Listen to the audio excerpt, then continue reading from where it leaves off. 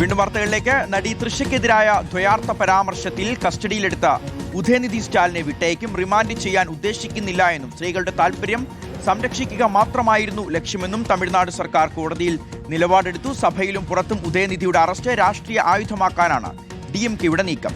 സ്ത്രീപക്ഷ നിലപാടുയർത്തി പ്രതിരോധിക്കാനായിരിക്കും TVKയുടെ ശ്രമം. കാവേരി നദീജല വിഷയത്തിൽ നടത്തിയ പ്രതിഷേധത്തിനിടെ ഉദയനിധി സ്റ്റാലിൻ നടത്തിയ ദ്വയാർത്ഥ പ്രയോഗമാണ് രാഷ്ട്രീയ കോളിളക്കമുണ്ടാക്കിയത്. വൻ വിമർശനങ്ങൾക്ക് പിന്നാലെ പ്രസംഗം നടന്ന 24 മണിക്കൂറിനകം പ്രതിപക്ഷ നേതാവിനെ പോലീസ് കസ്റ്റഡിയിലെടുത്തു. ഔദ്യോഗിക വസതിയിലെത്തിയാണ് തഞ്ചാവൂർ പോലീസ് ഉദയനിധി സ്റ്റാലിനെ കസ്റ്റഡിയിലെടുത്തത്. TVK സർക്കാരിന്റെ അറസ്റ്റ് നീക്കം മുൻകൂട്ടി കണ്ട ഉദയനിധി സ്റ്റാലിൻ മുൻകൂർ ജാമ്യ ഹർജി നൽകിയിരുന്നു.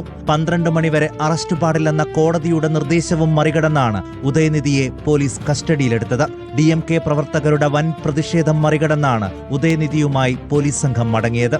പറഞ്ഞ വാക്കുകളിൽ തെറ്റില്ലെന്ന് ഉദയനിധി സ്റ്റാലിൻ ആവർത്തിച്ചു. രാഷ്ട്രീയ വേട്ടയെന്ന വാദമുയർത്തി DMKയും പ്രതിരോധം തീർത്തു.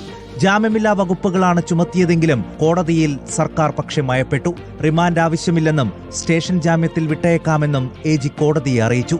സ്ത്രീകൾക്കെതിരായ അധിക്ഷേപത്തിൽ സന്ദേശം നൽകുക മാത്രമായിരുന്നു ലക്ഷ്യമെന്നും സർക്കാർ കോടതിയിൽ പറഞ്ഞു. ചോദ്യം ചെയ്യൽ ഇന്ന് തന്നെ പൂർത്തിയാക്കണമെന്ന് കോടതി പോലീസിന് നിർദ്ദേശം നൽകി.